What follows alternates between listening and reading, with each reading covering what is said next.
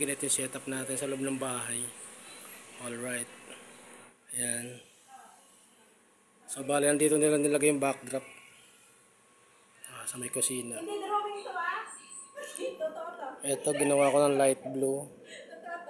Ayan. So ito yung likod. Ayan. Ito kasi tela na kulay blue. Inilawan natin ng blue. Ayan. Tapos ito amber. Yung LPC 020 ko yan, amber. Kasi ito peach ang kulay nito eh. Ayan. Kaya naging ganyan yung resulta niyang ganda. Oh ha, diba? Yan ang ganda ng bahay nila, madam. Yan mga kaibigan, ito yung setup natin ngayon. So umuulan. Nasa loob tayo ng kolong-kolong. Alright, so napakahirap mag-setup ng ganito. Ayan, 50th birthday. Ayan, nasa bahay lang siya. So nandito lang kami sa labas kasi nga walang space, napakaliit ng lugar. Alright, so sana naman wag lumakas masyado yung ulan.